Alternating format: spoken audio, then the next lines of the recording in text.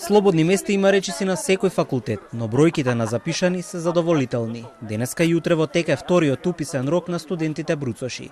Од студентските тела и организации го пофалија интересот и велат дека нема никакви изненадувања. Факултетот за компјутерски науки е најпривлечен за новите студенти, додека пак на природно-математичкиот факултет засега има најмногу слободни места. По него се и факултетот за земјоделски науки, електрофилозофски и машински. Годинава универзитетот е задоволен со бројката, затоа што во првиот уписен рок се исполнија бројките што минатата година се упишале студенти. Фактички во вториот и во третиот дополнителен број на студенти ќе имаме на УКИМ. Трендот е таков, на одредени науки студентите не се запишуваат, да речеме природно-математичките или педагошките не се запишуваат толку затоа што условите за понатамошно пронаѓање на работа се потешки, платите во средното и во основното образование се уште незадоволителни, па затоа интересот таму опаѓа. Добра и убаво платена работа по студиите, напредок и перспективи. Ова го очекуваат бруцушите кои се на прагот на академската година. Што очекувате од студирањето на УКИМ?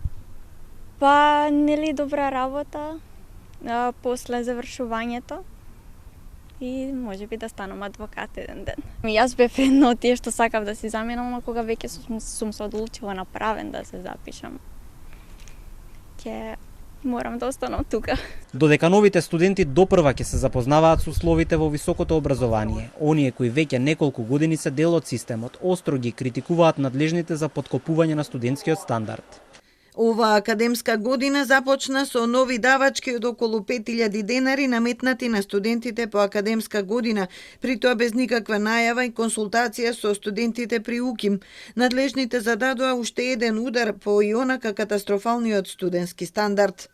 Ги запрашавме студентите околу новите трошоци, дали знаат за што ќе бидат наменети нивните пари. Од Универзитетското студентско собрание велат дека реагирале до надлежните и се надеваат дека од нареден семестар трошокот ќе биде ублажен.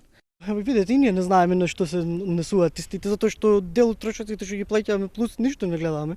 Не едноставно само на факултет идиме и згоре на тие трошоци што ги плаќаме, купуваме и реално доста скапи книги. Па за нешто не знам, за најверојатно програмата што ни е онлайн на страната на факултетот, седните трошоци, другото не знам за Икса, не знам стварно. Овие дополнителни трошоци што се наметнаа за онлайн и материјални ресурси на 3 факултети на општествените науки, ние како Универзитетско студентско собрание испративме реакција и сме во константна координација и со деканите и со ректорската управа овие трошоци да бидат ублажени, така што се надеваме дека до следниот семестар студентите сега ќе платат, но следниот семестар овој трошок ќе биде намален, односно ќе биде ублажен. Во меѓувреме студентите остануваат поделени и по прашањето дали ќе останат во државата или ќе ја напуштат по завршување на студиите. Какви се плановите за по завршување на студиите? Планирате да си заминете од државата? Не планирам да останам тука и да работам.